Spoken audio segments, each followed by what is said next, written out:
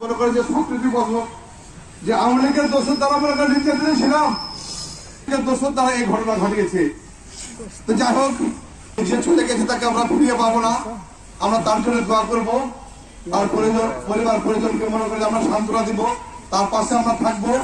এবং একটি কথা আরো বলবো যে আমাদের বাইদুল ছোট ভাই চলার পথে বিভিন্ন লোকজনের সাথে চলাফেরা করেছে, খাস দিলে আপনারা তাকে মনে করে যে মাফ করে দিবেন।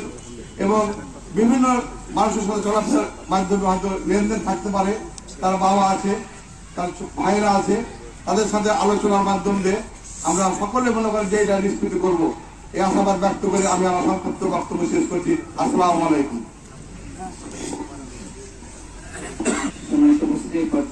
কথা বলার জন্য অনুরোধ করছি সাধারণ সম্পাদক নেতা জনাব মোহাম্মদ লায়ন মাসুদ রহমান, এই পর্যায়ে মাসুদ রহমানকে কথা বলার জন্য অনুরোধ করছি।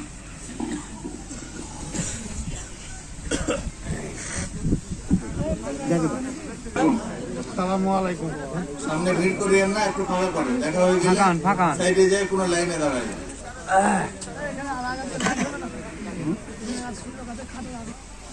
এখানে আজকে তার জীবিত থাকার কথা, আল্লাহ মতো ভালো মন্দ মিলে হয় মানুষ।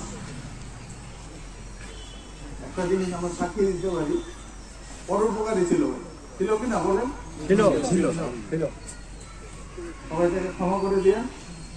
আর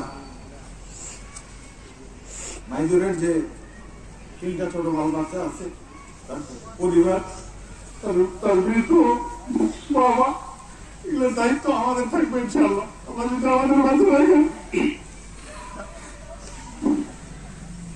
এই দলের সে রানিং সেক্রেটারি এই ইউনিয়নের এবং বিএনপি দল এবং আমাদের জন্য, আমাদের তো ভাই, তাছাড়াও সে দলের সবারই ভাই, ছোট মানুষ বড় মানুষ সবাই তাকে ভাই বলতো।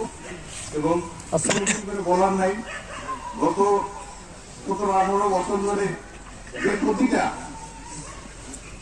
তার করতে পারেনি আওয়ামী লীগ ক্ষমতায় থাকার সময়ও বিভিন্ন সময় দৌড়ে বেড়াইছে তাকে গুলি করতে মারার জন্য। হায়াত মোহাম্মদ আল্লাহর হাতে আজকে দেখেন 50 মুখে তার পা কাটলো। নিশ্চয়ই এর পিছনে কোন রহস্য থাকলে সেটা আইনগতভাবে উদ্ঘাটন হবে ইনশাআল্লাহ। এবং মাইদুরের এই অকাল মৃত্যুর সঠিক বিচার না হওয়া পর্যন্ত আমরা কোনোভাবে এটাকে মাফ করবো না। এটাকে মাফ করে দিয়েন। যদি বিএনপি এই বিচারের সুষ্ঠু তদন্ত না করতে পারে, নিশ্চয়ই তারা দায়ী থাকবে। আমরা এই দায়িত্ব নিচ্ছি, মাইদুরের পরিবার যাতে কোনো চিন্তা না করে।